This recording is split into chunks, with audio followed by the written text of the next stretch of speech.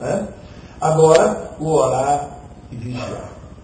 É necessário, meu irmão e minha irmã, que nós sejamos vigilantes, que nós estejamos sempre atentos, né? Então, esse passo, orar e vigiar, é um passo que nos chama a atenção para esta questão de estar sempre buscando a Cristo a todo momento. Nós lembramos muito bem uma passagem da Bíblia em que Cristo, já na iminência, né, de ser entregue, né, para vivenciar a sua paixão, ele chama Pedro e os seus discípulos e fala para que eles fiquem ali vigiando e orando enquanto ele se retira. E quando Jesus volta, ele encontra os seus discípulos dormindo, né? Então Jesus fala, né? Não foste capaz de vigiar uma hora. Então, meus irmãos, nós não sabemos a hora em que Jesus irá voltar. Então, temos que vigiar. A ação e a vigilância é o remédio que nos fortalece na perseverança da nossa sobriedade. Nós precisamos estar sempre nos alimentando da oração, porque só assim nós estaremos nos fortalecendo, né, para que não venhamos novamente a cair na nossa dependência. Bem, então o próximo passo é o passo servir, né, o 10º passo, o passo servir.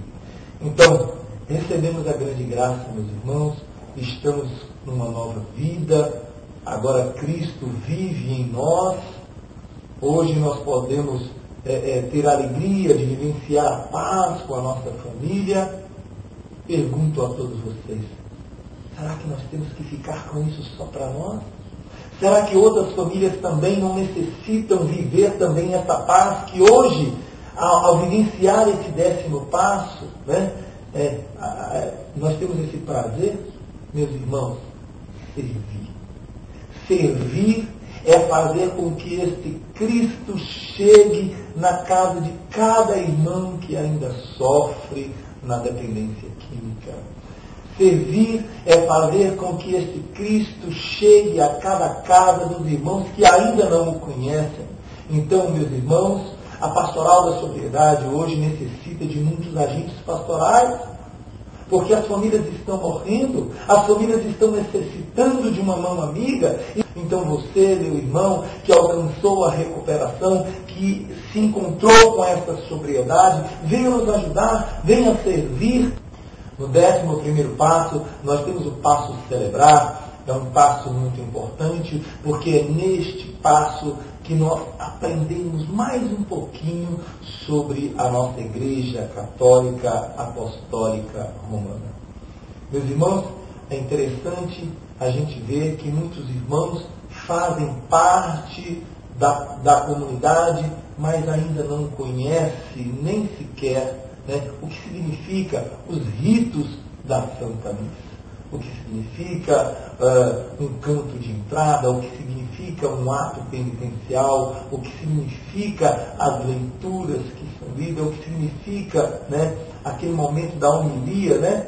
Às vezes a gente não sabe nem o que é homilia. Você aí, meu irmão, que está me escutando, você sabe o que é homilia? Né? Então, às vezes, estamos na igreja há tanto tempo e não sabemos.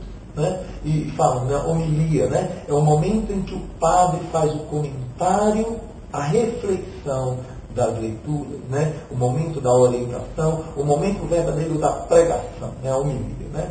Bem, no passo celebrar, você que não vivenciou ainda o passo celebrar, meu irmão, não perca em uma das pastorais da sobriedade do Distrito Federal, do Brasil, né? Este momento em que você vai conhecer um pouco mais sobre a sua igreja, tá bom? E agora, o passo festejar, né, que é o último passo, o 12º passo, é um passo que vem a fechar verdadeiramente uma caminhada, um ciclo de 12 passos, o passo festejar. Meus irmãos, nós, como estávamos na nossa dependência, nós tínhamos uma concepção de que para festejar nós necessitaríamos de estar aí, né, consumindo o álcool ou outras drogas, né, para vivenciar aquele momento com maior intensidade. E é interessante que quando a gente encontra a sobriedade, a gente vê que esses momentos podem sim ser vividos com intensidade, com muita alegria, sem o consumo, né, dessas coisas ruins, das drogas. Né? Eu posso dizer, que tenho vivenciado muitos momentos felizes da minha vida, agradabilíssimos, né, com a minha família. Hoje não só vivendo eu a alegria, né, como vivi naquele momento, uma alegria egoísta, mas vivenciando com a minha esposa, com os meus filhos. Né? E por que não falar um pouco também de Jesus, né? Ele que gostava, né? E quando eu falo com os irmãos, tem irmãos às vezes que escandalizam. Não, Jesus não gostava de festas, não. Irmãos, Jesus gostava de estar em todos os ambientes alegres. Jesus era uma pessoa agradável. Jesus era uma pessoa sempre convidada para as festas, não é verdade? Então, nós temos aí, né, as bodas de Caná da Galileia, né? Olha, meus irmãos, naquele tempo, as festas de casamento duravam dias, né? E quando eu vejo lá na palavra que fala sobre as bodas de Caná da Galileia, em que Jesus estava ali e que veio acabar o vinho daquela festa, né? E se veio acabar, não era no primeiro dia da festa, né? Já tinha alguns dias e Jesus estava ali festejando com os irmãos, né? Então Jesus era uma pessoa que gostava. E diga-se de passagem, esta passagem das bodas de Caná da Galileia foi uma passagem que eu usei por muito tempo na época da minha ativa, na época que eu ainda bebia. Era uma palavra utilizada muito para justificar a minha dependência. Ora, se Jesus fez o milagre do vinho, é porque ele não é contra a bebida, né? Jesus verdadeiramente, e meus irmãos, ele não é contra a bebida. Em Romanos 14 diz que tudo que Deus criou é bom. Tudo que Deus criou é bom. Então naquela época já existia o vinho. Se o vinho não fosse bom, meus irmãos, Cristo não tinha se utilizado daquela substância para transformá-la verdadeiramente no seu sangue.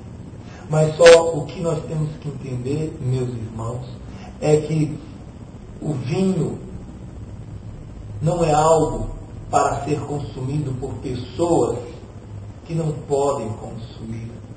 Pessoas que têm problemas de dependência química não podem consumir o vinho, não podem consumir a cerveja, ou seja, qualquer outro tipo de bebida, meus irmãos.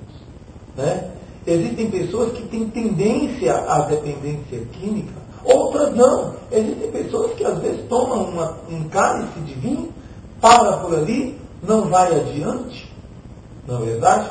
Mas eu particularmente, né, falando de mim, eu não posso. Né?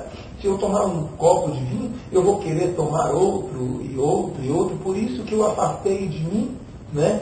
A palavra de Deus lá em Romanos 14 diz que bom é não beber o vinho, desde que o nosso ato sirva de escândalo para aqueles que não podem beber.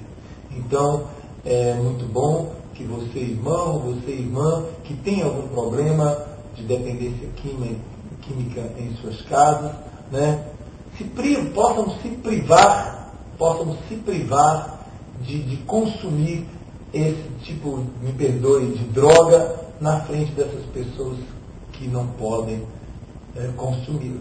Né? Porque senão a gente vai estar, além de estar escandalizando, a gente vai estar aí despertando, né, naquele irmão o desejo de consumir novamente. Né? Então, retornando a esse passo festejar, que todos vocês possam vivenciar o 12º passo da Pastoral da Sobriedade, o passo festejar, festejando com vossas famílias, né, com muita alegria, sem que em vosso meio possa existir o álcool. Né? Que Deus abençoe a todos vocês. Eu espero que você, ainda que não vivenciou todos os 12 passos, possa estar conosco, vivenciando, né, esses 12 passos, que é a verdadeira escada para encontrar a salvação, para encontrar a sobriedade. Que Jesus e Nossa Senhora possa vos fortalecer para que vocês possam renovar as vossas vidas. Muito obrigado.